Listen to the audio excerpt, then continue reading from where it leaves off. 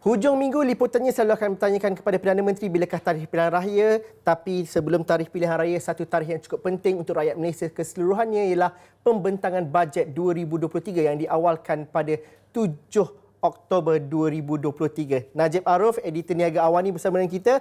Bila tarikh itu diawalkan, banyaklah kerja kena buat lebih awal. Dan ada 18 hari sahaja untuk kita menuju ke bajet 2023. Pemberitaan, liputan dan juga bagaimana ini adalah bajet yang paling penting. Bajet pilihan raya orang kata.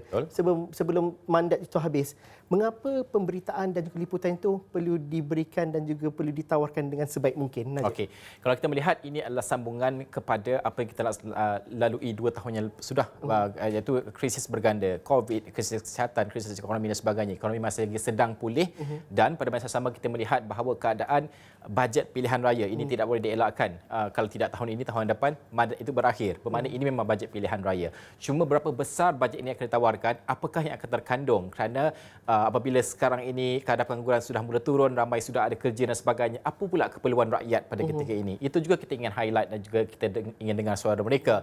Dan pada masa sama kita melihat kesukaran di pihak kerajaan, di pihak MOF. Kerana kalau kita melihat bajet masih lagi bajet mengembang. Maksudnya fiskal itu mengembang, kita perlu peruntukkan duit. Apa maksudnya bajet mengembang tu? Wang yang banyak perlu diperuntukkan untuk pemulihan ekonomi. Tapi pada masa yang sama, hasil kita, negara ini stagnan. Tidak ada cukai baru, tidak ada pertambahan cukai dan sebagainya. Bagaimana untuk mengimbangi perkara ini?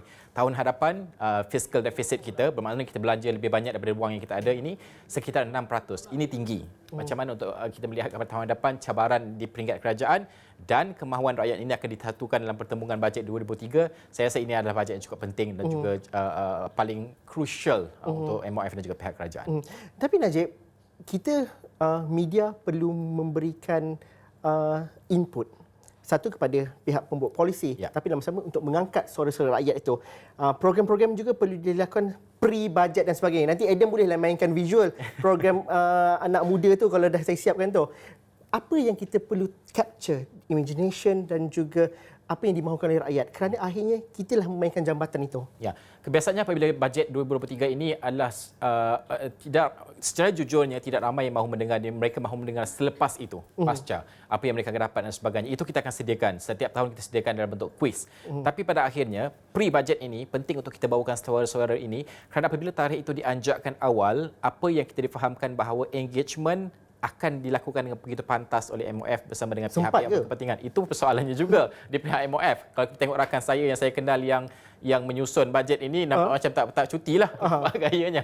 Jadi bagaimana untuk ini? Dan laporan ekonomi juga memerlukan semua kementerian menghantar report dengan cepat dalam tempoh yang singkat ini untuk kita faham realiti sebenar dan apa keperluan setiap kementerian. Itu di peringkat kementerian dan juga kerajaan. Dan pada masa yang sama, untuk kita bawakan suara orang ramai ini. Kali ini, rancangan kita akan melihat kepada segenap lapisan masyarakat, bukan sahaja pakar dan sebagainya. Kita ada sebagai contoh borak anak muda. Visual yang kita paparkan pada ketika ini, Nabilah Khadidah dan juga muda belakangnya. Betul, Nabi dan juga Nina akan highlight golongan muda ini, kerana mereka golongan muda ini bukan dia different walks of life. Anda boleh jadi influencer, anda juga boleh jadi usahawan, anda juga orang biasa dan sebagainya. Kita highlight, kita dengarkan apa yang mereka lalui 2 tahun yang lepas, apa keadaan mereka kini dan apa yang perlu ada dalam bajet 2023. Tidak kira apa mereka cadangkan, ini amat penting kerana mereka juga akan menerima manfaat, sepatutnya menerima manfaat daripada bajet 2023. Itu apa yang kita cuba highlightkan melalui program, salah satu program yang kita laksanakan.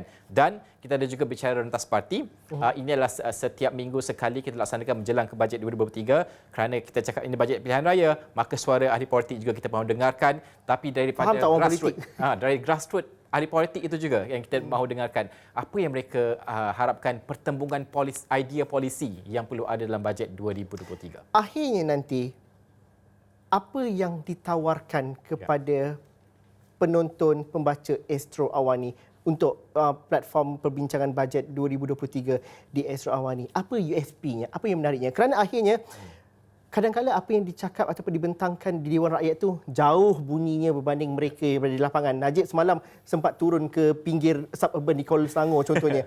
Bagaimana nak menjambatankan bahasa-bahasa teknikal ekonomi ini berbanding realiti sebenar masyarakat di bawah? Itu cara penyampaian kita. Apa yang kita melihat pada kali ini perancangan kita adalah kita mempermudahkan perkara tersebut. Orang ramai macam saya sebutkan tadi nak tahu pasca itu apa yang mereka dapat. Pertama kita teruskan lagi kuis kita. Lepas ini hanya perlu jawab 2 ke 3 soalan macam tu, anda tak tahu dah apa yang anda akan dapat melalui bajet 2023. Ini selepaslah.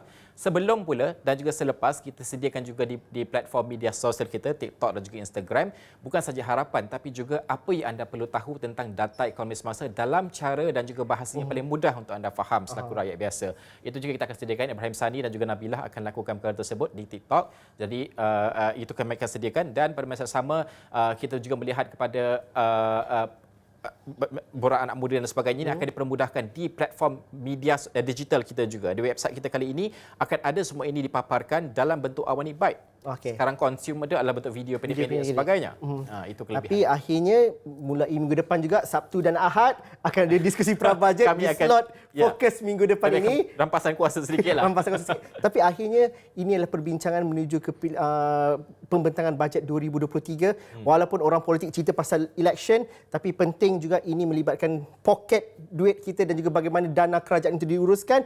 Perbincangan bajet 2023 akan kami mulakan seawal minggu ini sehinggalah ke tarikh 7 Oktober nanti. 18 hari je lagi nak pembentangan bajet 2023 ni. Sekian saja fokus minggu depan untuk hari ini. Assalamualaikum dan salam sejahtera. Kita jumpa lagi nanti.